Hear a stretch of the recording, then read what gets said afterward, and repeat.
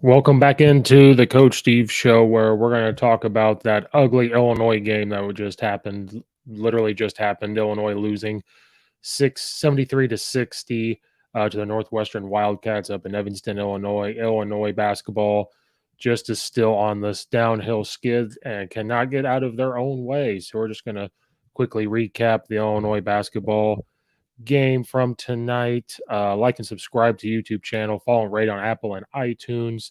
Follow me at Coach underscore Steve 72 on Twitter. All that good stuff. Leave a comment in the comment section down below. All the good stuff. We are literally 20 half hour away from or removed from the Illinois game. They maybe it was time to panic a hair after the Missouri game. I didn't think so, but we're getting close. And what I mean by that is just how Illinois played tonight inconsistently, but we'll talk about that. Big takeaways from this game. Now that I've had some time to think about it for a half hour or so, Illinois is just very, very inconsistent in what they do. Tonight, there was a lot of flashing moments of them looking like a basketball team where I talked about when you watch them on offense and you see them stand around and they don't do anything like the guy I watch dribbling. It's like I watch my freshman basketball team play. That's exactly what they look like when they're out there playing. They like to stand, they like to dribble, they like to stand there and watch and wait for somebody to kind of bail them out. Illinois doesn't have Trent Frazier. They don't have Io DeSumo. They don't have Kofi Coburn to try to bail them out. So when you're watching Illinois play, that's what happens. But then you see moments where they went on their spurt when they were up 37 to 33, I believe, where you saw a lot of dribble handoffs. They were running around. And as the dribble handoffs go around, then you saw people screening away. You saw people cutting to the basket. They got downhill. They were able to go up to hit a layup, or they were able to kick out and try to get a shot, or they would miss, a contested layup. Somebody would come in and get the rebound and make it. Illinois is athletic enough to do those type of things. They just don't do it consistently. And why does this happen? Well, I think there was a couple reasons for this. One, they are a young basketball team. We are very used to over the past couple years after Coach Underwood has built this team up from recruiting and building this team up. I think as Illinois fans, we are very used to just coming in and doing all these things that we've been accustomed to seeing them do. Now it's almost like he's starting over with the exception of a few transfers. So things are almost starting over for us, even though they're ranked high, they're athletic, these 4-star, 5 stars, or whatever they are there. But they have to get used to Coach Underwood. They have to get used to his system. And I think just with things going bad, I think he is making changes in practice, but whether they may not be transferring over to a game. The other thing we're starting to see is the three-pointers. We like to think that we're this big three-point shooting juggernaut, and we're just not. We're just not. Illinois' 3 points was 8 of 28. 8 of 28. They took a lot of contested threes. The fadeaway threes, which make no sense, that percentage is 28.6%. And then Illinois, being a young team that they are, they're playing like freshmen. They're not playing like a team. They fouled a lot tonight, regardless of where we think they were fouls, not fouls. I didn't think a lot were fouls. Tonight, they were just not moving their feet. When someone drives by them, they like to swipe. And maybe this is why Coach Underwood was switching. Remember the big complaints, especially during Missouri, is that the defense was switching all the time? Well, the past 2 games, you haven't seen them switching a lot. They're fighting over the screens. When they fight over the screen and someone stays down, that becomes a mismatch. That team gets downhill like Illinois should, and we like to reach foul. That's what's been happening with Illinois. That's exactly why I think Coach Underwood was switching, because he sees things in practice that we don't see. Now, I personally don't like switching unless it's certain situations. You can switch dribble handoffs. You could switch anything like that. Like from coaching basketball, that's what I found has been the most effective. You don't want to switch everything. And we foul. So tonight, Northwestern shot 30. They were 32 of 40 on free throws. Illinois was 6 of 10. So Northwestern, 32 of their points were from at the free throw line. free throw line. Like, you're going to win every single basketball game. You could put them against any team that's ranked ever. And if they get to the line 40 times and make 32 of them, they're going to win the basketball game. Now, I'm sitting here complaining about Illinois. Northwestern played very, very tough. Very, very tough. They got 26 defensive rebounds. They forced Illinois into 15 turnovers. They only had 17 fouls. Their largest lead was 15 points. They just played really, really tough. Their three-pointers weren't the greatest either. Some of them came down late in the game when they were icing. They were just chucking up shots because they wanted to run the clock out, the game out. Coach Underwood is trying to change everything. You see him wearing the coat again. They're not wearing the half zips like we all do when we coach. You're not seeing any of that.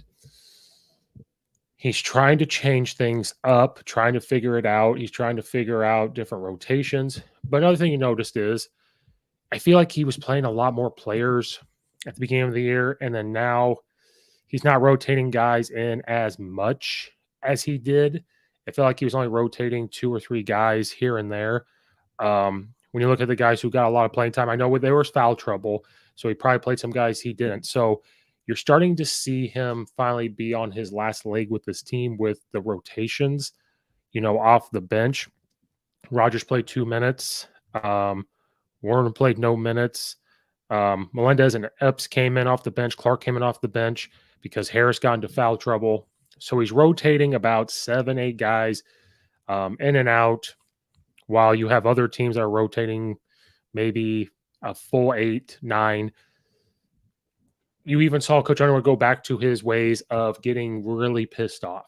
And I think it's because he's trying to figure out how to click with this team, because he'll take the blame. They're going to say he's getting out coached.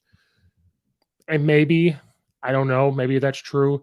But at the end of the day, I think Coach Underwood is trying to get them into positions to do things, but now they have to go do it. And leadership starts with him. I think we all understand that he's a leader, and we're not going to question that.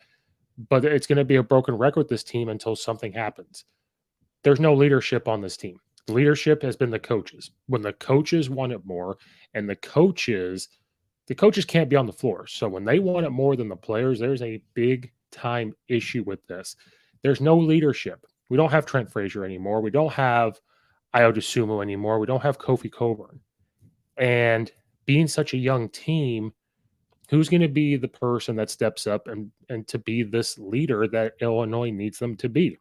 Maybe he thought Mayer was going to be that, but Mayer kind of seems like the guy that's there he was coming in to try to win the Big Ten and a championship. He was just trying to figure out how to get more minutes played and be out there.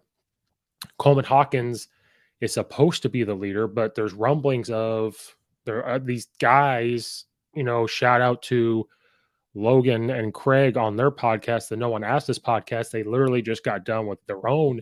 They hopped on right away and did their own little show here about Illinois. And one thing they brought up I never really thought about, even though I have seen writings of it, is this: maybe they don't like each other. And maybe, a part of it was Coleman Hawkins is not what I tell the kids that I coach is leadership is not that person as a player yelling at that person. There's a way that they can talk to each other. A coach can get on a player. They can yell. They can say things because it's coming from the coach, because there's that coach-player relationship and there's that coach-player job title. Like, my job as a coach is to do, A, B, C, and then your job as a player is to do X, Y, and Z. Players, you're supposed to build each other up. As the coach, we can tear it down, build it back up. We can tear it down, bricks, and then put new bricks to build you back up. That's just the reality of being coached. So when Craig and Logan brought that up, that's going to make you think, does this team not get along? Do they not really like each other? And the more you think about it and the more you watch, you see things where they're hooping and hollering, they're helping pick each other up. So I don't know. I agree with them. Maybe they necessarily don't like each other. And so when things are going wrong, you see how they tighten up. And what I mean by this all in sports, and especially basketball, is the run that Illinois was having there, where they got back in the game, they were getting up, they were doing fast break transitions, they were playing tough defense, they were running their motion stuff. Once in a while, you saw a set play, but they were doing things and everybody was hooping and hollering. But then the moment that the Northwestern punched them back in the mouth, they didn't really know what to do. And that comes back to the leadership part where maybe Coleman Hawkins isn't the leader and he's trying to force it because he's the guy on the team that has probably the quote unquote most experience with Illinois. Now, Mayer has the way more experience, but Coleman Hawkins being around Coach Underwood and being around the team, maybe he's trying to force this leadership thing out of him and he's being somebody he's not. And that doesn't bode well. So who knows what the root causes of if these guys don't like each other? I have no idea. I brought up the question, could it be name, image, and likeness money? Craig brought up a good point of, if it was, maybe that's why, because Coleman Hawkins is getting deals around Champaign. Now, these are deals we just know about. I'm not saying there's nothing shady going on anymore. We don't know who's getting what all the time. It's not all public. Could it be stemming from that? Maybe. I just personally think that we're just dealing with a very young team that we all don't understand how young they are from an age-wise, playing experience-wise, and having to deal with how does Coach Underwood get the best out of each one.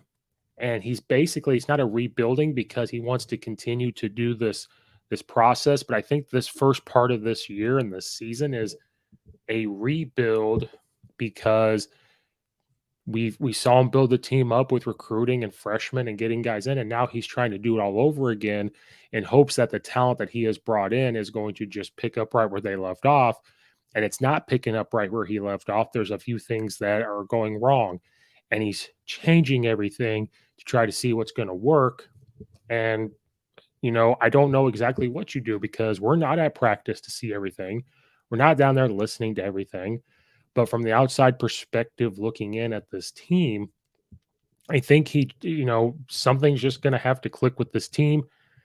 Maybe they cut back on plays and say, you know what, you're just going to run motion stuff. Each week, we're just going to have maybe 5 set plays just because they have to. They're in college. They need to figure it out. We're going to run this motion stuff and figure out how to get open shots. On defense, we're going to play man-up defense. We're not going to switch. We're going to continue to do this.